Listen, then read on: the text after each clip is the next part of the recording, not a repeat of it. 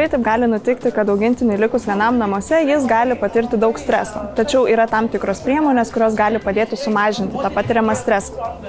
Tai viena tokių priemonių yra antistresinis antkaklis, kuris savo sudėtyje turi eterinių aliejų, tokių kaip valerijonas ir ramunėlės, kurios gali padėti augintiniui nusiraminti ir mažinti tą patiriamą stresą. Tai tokį antkaklį rekomenduojama yra užsegti, kuomet žinote, kad augintinis patirs daug streso. Tai pavyzdžiui, vizitų pas veterinarą metu, kelionių metu, kuomet laukia perkūnija arba tiesiog paliekant jį vieną namuose ilgesniam laikui. Antroji priemonė yra eteriniai aliejai ir jų garinimas difuzoriumi. Tai yra keletas eterinių aliejų, kurie gali padėti augintiniui atsipalaiduoti.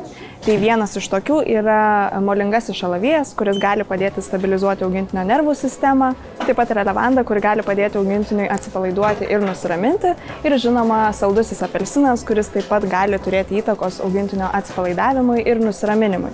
Tie eteriniai aliejai tikrai turi didžiulę naudą ne tik augintiniui, tačiau visai šeimai, kadangi gali būti tikrai puikia priemonė, kuomet esate peršalęs, norite sustiprinti savo imunitetą arba tiesiog paskleisti malonų aromatą namuose. Tai ypatingai svarbu artėjančiam šventiniam periodui, tikrai kuomet norėsis tą kalėdinę šventišką nuotaiką įnešti į namus.